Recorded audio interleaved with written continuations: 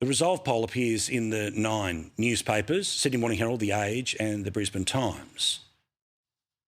I don't mention it because I consider the science of their polls to be better than the science of the polls in the organisation of which we work. But you know this is a joint that desperately wants to tell a different story than even Gen Z wants to keep Australia Day. 68% of people saying, yep, keep it on the 26th. Of the youngest, 55%. Of the middle-aged, 68%. Of those with much more brains in their heads because they have seen a world and they know how much better this country is to any other, 78%. God love the 12% of lefties who say that over the age of 55. A quarter of the vote between 18 to 34, guess what? Prime university years, that's when it kicks in, but it isn't even a quarter. Why is the day valued by people? Well, as you can see, it adds to social cohesion, 66%. And while the Prime Minister bangs on and on and on and on and on about social cohesion, and that is seemingly only viewed through the prism of the past couple of years, and those who want to chant one thing and those who wish to be protected from some of those chants, and rightly so. We never really talk about the social cohesion that comes from having a national day and being proud of it. Now, millions of people, they don't have to march in the street to show their patriotism. We're not that as a country.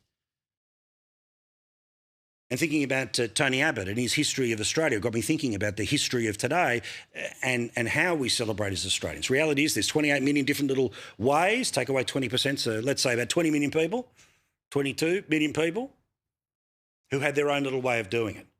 A couple of texts back and forth with mates, maybe a flag on the car, maybe a flag outside. But remember the days when the flag used to be available from the newsagent, or there was the double page spread with the flag so you could put it in the window. Bring that stuff back. None of that stuff is an FU to the generations of people and the consequences of what had happened to them.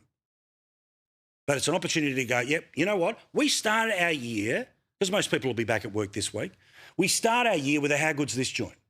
Why not celebrate that? Why not focus on it?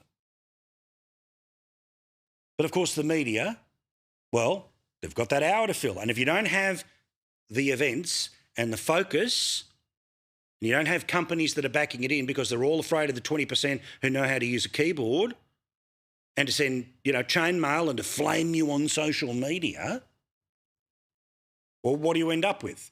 Well, this. Tens of thousands have used Australia Day to have their say in duelling demonstrations all over the country. Rival rallies here in Sydney nearly clashed when two groups of protesters came concerningly close to each other. Some rallied against changing the date and against what they call mass immigration, but others spoke in support of neo-Nazis. Now, well, today, in either of those directions, shouldn't be a day of protest. I understand that for people, they want to mark this day in the fashion that they do. And guess what? One of the joys of this country is that they were able to do it.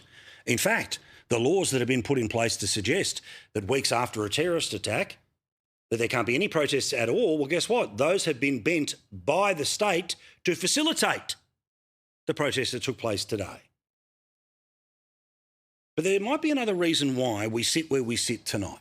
And it's not just the companies who don't have the balls to give the organisers the money to make this a day with lots of different focus, with one big crescendo, a big national event. Imagine a concert where there was stages in every capital city, a couple of country towns, and you were bouncing around the nation. From this performance in Brisbane to this one that's happening in Bourke to this. Wouldn't that be fantastic? We used to do that stuff. Why can't we do it now? And okay, someone might want to wear a sorry T-shirt, or somebody will wear a always was, always will. Fine. But why not those sort of moments? And you can go to your version of whatever that is around the country. Just an idea. And if I had $1 billion, I'd gladly do it myself. But alas, I don't. But there might be some people who do watch us who may not have $1 billion, but certainly have access to the levers of power inside companies. Local councils, they too should step up at moments like this.